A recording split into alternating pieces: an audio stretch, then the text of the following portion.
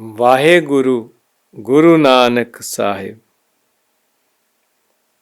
नाम के तारे सगल आकार, जितने आकार आपको दिख रहे हैं और जो नहीं भी दिख रहे, अदृश्य हैं, ये सारे नाम के धारे हुए हैं, प्रभु के नाम के। प्रभु की नाम की सतह पर ही खड़े हैं, टिके हुए हैं। नाम के तारे खंड ब्रह्मांड, जितने खंड हैं और जितने ब्रह्मांड हैं और उनमें जितने जंत हैं, सारे नाम की सतह पर ही हैं। ये सब नाम की सतह पर ही टिके हुए हैं। नाम के तारे पुरिया सब भवन, जितनी पुरियां हैं, चाहे वो इंद्रपुरी हो, ब्रह्मपुरी हो, शिवपुरी हो इत्यादि, और जितने भवन हैं, 3 लोक, 14 भवन और उसमें जितने जंत हैं, सब नाम की सतह के ऊपर ही टिके हुए हैं, सब नाम के आश्रय पर ही टिके हुए हैं।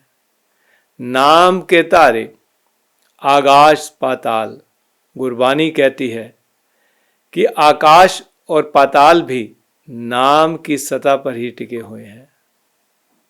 कबीर जी कहते हैं, कहो रे पंडित अंबर का स्यू लागा। हे पंडित, तू जो मुझे ये बता कि जो आकाश है, इतना विशाल बड़ा आकाश, ये किससे लगा हुआ है, किससे बंधा हुआ है, किसके आश्रय टिका हुआ है। मुझे तो कोई भी आकार या कोई भी बांस, एक आप तंबू भी लगाते हैं, टेंट लगाते हैं, उस पर 4 या उससे अधिक बांस लगाने पड़ते हैं, या उसको रस्सी से कहीं उसे बांधना पड़ता है, लेकिन मुझे तो इस आकाश में कहीं भी कोई रस्सी बांस नजर नहीं आ रही जिसके आश्रय पे ये टिका हुआ है। हे पंडित, मुझे ये बता कि ये किसके आश्रय टिका हुआ है। तो आकाश और पाताल भी नाम की सतह पर ही टिके हुए हैं। अब सवाल ये पैदा होता है कि ये सब नाम की सतह पर कैसे टिक सकते हैं। विज्ञान का युग है। आज जब तक कोई प्रमाण न दिया जाए, लोग किसी चीज को मानते नहीं हैं। तो मैं भी आपको इस बात का प्रमाण दूंगा कि ये सब कुछ नाम की सतह पर ही टिका हुआ है।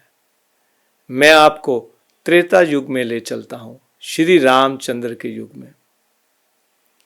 रामायण में ऐसा प्रसंग आता है कि जब वानर सेना लंका की तरफ प्रस्थान कर रही थी, तो रास्ते में एक समुंदर आ गया।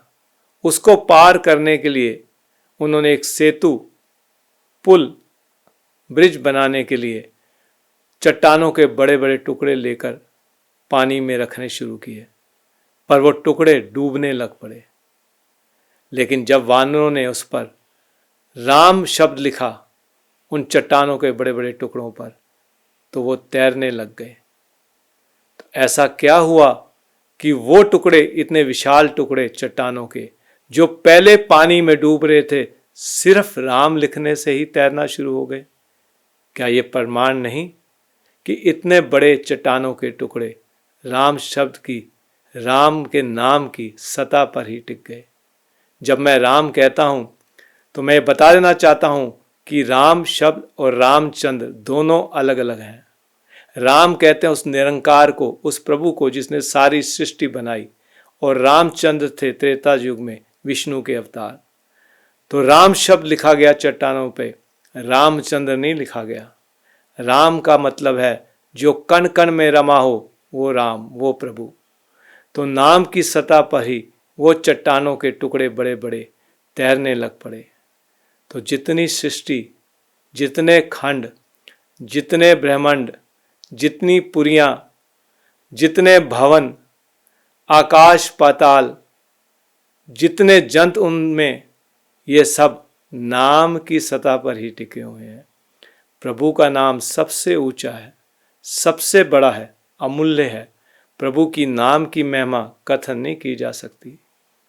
प्रभु की नाम की सतह पर ही ये सारे आकार टिके हुए हैं। वाहे गुरु गुरु नानक साहिब।